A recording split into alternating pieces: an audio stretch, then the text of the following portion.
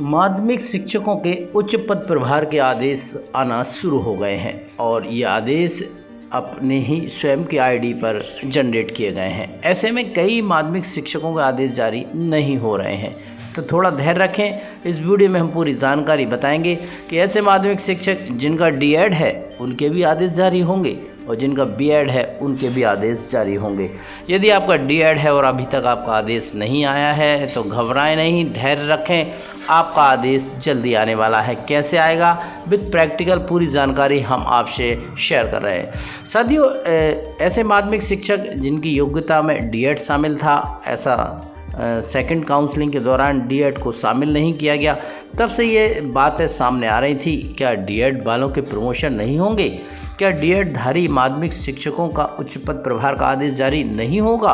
इन सारी बातों के बीच हमने एक माध्यमिक शिक्षक से बात की जिनकी योग्यता में डीएड था और विद प्रैक्टिकल उसका आदेश हमने देखा और स्क्रीन पर हम वही आदेश आपको दिखा रहे हैं। ऐसे माध्यमिक शिक्षक जिनकी योग्यता में डीएड था उनका उच्च पद प्रभार का आदेश जारी हो गया है। यहाँ हमने उसके नाम को हाइड किया हुआ है क्योंकि किसी की गोपनीयता को हम भंग करना नहीं चाहते। तो विद प्रैक्टिकल आदेश हम सामने जो बता रहे हैं ये उसी का आदेश है जिनकी योग्यता डीएड है। परंतु डीएड होने के बाद भी क्या आपको उच्च पद प्रभार का आदेश जारी होने के बाद भी क्या आप कार्यमुक्त होकर संस्था में ज्वाइन होंगे? इस पर एक संशय है। संशय वाला पॉइंट इसी आदेश में दिया गया है। चलिए उस आदेश के उस पॉइंट की बात करते हैं। यदि आपका डीएड है और आपका प्रमोशन का आदेश जारी हो गया है तो क्या आप ज्वाइन होंगे या नहीं होंगे? इसको लेकर अभी भी थोड़ी सा पैच फंसा हुआ है। चलिए उस बिंदु को हाईलाइट करके आपसे शेयर करते हैं। जारी किए गए आदेश की बिंदु क्रमांक 3 की बात करें तो उच्च श्रेणी शिक्षक माध्यमिक शिक्षक के उच्च पद प्रभार के लिए बीटीआई, डीएड और बीटीसी की योग्यता तथा व्याख्याता और उच्च माध्यमिक शिक्षक के उच्च पद प्रभार के लिए बीएड योग्यता अनिवार्य है। ये जो पॉइंट नंबर 3 है ये बड़ा ही घातक है और ये कहें इसके कारण यदि आपका आदेश जारी भी हो गया है तो शायद आपकी कार्यवाही हो, आपकी ज्वाइनिंग हो, इस पर भी संशय बना हुआ है क्योंकि इस आदेश में लिखा गया है यदि किसी भी तरह की इस बिंदुओं का उल्लंघन होता है तो आपका आदेश स्वतः ही निरस्त माना जाएगा।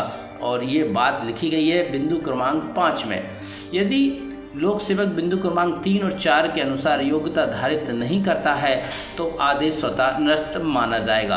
तो ये आदेश जनरेट हो गया है, परंतु बिंदु क्रमांक 3 में जो योग्यता की बात की गई है कि माध्यमिक शिक्षकों के उच्च पद प्रभार के लिए बीएड होना अनिवार्य है। यदि इस शर्त का उल्लंघन होता है तो यह आदेश स्वतः ही निरस्त माना जाएगा। एक तरफ डीएड माध्यमिक शिक्षकों का उच्च पद प्रभार का आदेश जारी हुआ है और बिंदु क्रमांक 3 में उसका जो वर्णन किया है वे दोनों ही विपरीत दिखाई दे रहे हैं और ऐसे में अब संशय है कि आगे क्या होगा। हालांकि यह पहली बार ऐसा हुआ है कि उच्च पद प्रभार को लेकर बीएड अनिवार्य किया गया है। इसको लेकर शिक्षकों में आक्रोश भी है, कई शिक्षक हाईकोर्ट जाने की बात भी कर रहे हैं। परंतु जो कुछ है अभी सामने स्पष्ट यही बात है कि यदि आप माध्यमिक शिक्षक हैं और उच्च पद प्रभार के लिए निर्धारित योग्यता रखते हैं अर्थात बीएड रखते हैं तभी आप उच्च पद प्रभार के लिए पात्र माने जाएंगे।